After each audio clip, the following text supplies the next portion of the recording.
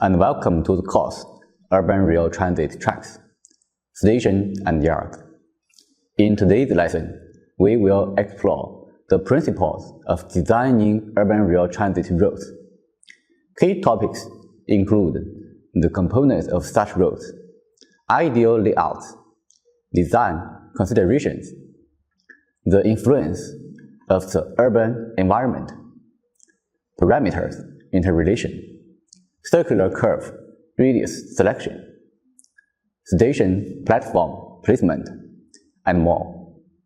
It will provide a comprehensive understanding of the critical factors that shape urban rail transit route planning and design. Horizontal alignment refers to the projection of the center line of a rail transit route on the horizontal plane. Urban rail transit routes typically consist of straight lines, horizontal circular curves, and horizontal compound transition curves that connect straight lines to circular curves. The key elements in the design of the plane layout of urban rail transit routes include the minimum circular curve radius, the alignment and length of compound transition curves, the length of straight tangent tracks, and the minimum radius of circular curves. In an ideal scenario, the plane layout of a rail transit route should comprise as many straight sections as possible and minimize the use of curved segments. Each curved section should have the largest possible radius, and the compound transition curves should be introduced between curved and straight sections. Curved sections are unavoidable and are typically introduced to meet route alignment requirements, adapt to changes in terrain, or avoid obstacles. Urban rail transit routes are influenced by the urban environment, making the introduction of curved sections inevitable. Urban rail transit stations are relatively close together, and train speeds generally do not exceed 80 km per hour. Therefore, the design of the plane layout of urban rail transit routes involves multiple parameters, including train speeds, circular curve radii, the alignment and length of compound transition curves, cant elevation, and the widening of track gauge. These parameters are interrelated and mutually constrain each other. The size of the circular curve radius affects train speed, the ease of maintenance for the track, and the wear and tear on rail sides and wheels. Setting a circular curve radius that is too small can limit train speeds, increase maintenance difficulties, and lead to severe wear and tear on rail sides and wheels, especially in case of high passenger volume and traffic density. Therefore, the minimum circular curve radius is one of the key technical standards for urban rail transit. The section of the minimum circular curve radius should be determined through comprehensive evaluation, considering factors such as the type of rolling stock, desired train speed, and engineering complexity.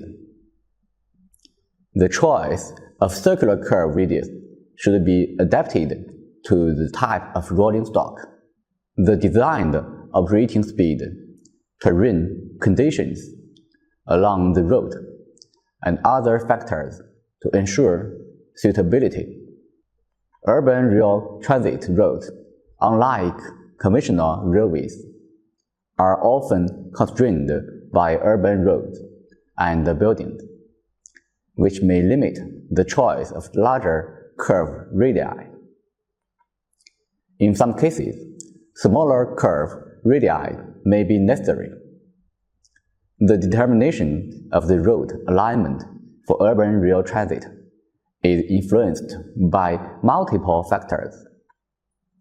If the standard for the minimum circular curve radius is set too strictly, it can pose significant challenges in terms of design and construction, and substantially increase project costs. Therefore, in general, the minimum circular curve radius for mainline urban rail transit roads is in the range of 300 to 600 meters, with the possibility of going down 250 to 300 meters in difficult situations. Short circular curves are advantageous for improving visibility, reducing train resistance, and facilitating maintenance and repair.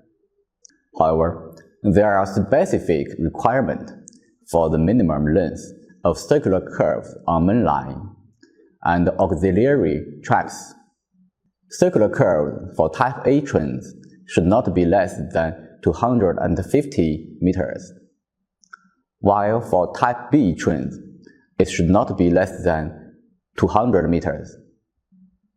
In difficult situations, the minimum length should not be less than the distance between the longest axles of a single vehicle. Urban rail transit roads should avoid the use of compound curves, where two or more circular curves with different radii and the same direction are connected, or where a transition curve connects to a circular curve. The introduction of compound curves increases the complexity of route surveying, design, construction, and maintenance. Trains running on compound curves experience significant changes in lateral acceleration within a short distance, reducing ride comfort for passengers. Compound curves should only be considered in difficult situations with sufficient technical justification. Ideally, station platforms should be located on straight sections of track. This is because station platforms experience high passenger activity, and straight platforms offer better visibility, enhancing safety during train operations. Placing station platforms on curved sections can result in poor visibility for train operators and station staff, increased operational challenges, and reduced safety. Additionally, when the circular curve radius is too small, there may be a significant gap between the train and the platform during train stops, posing a safety risk for passengers.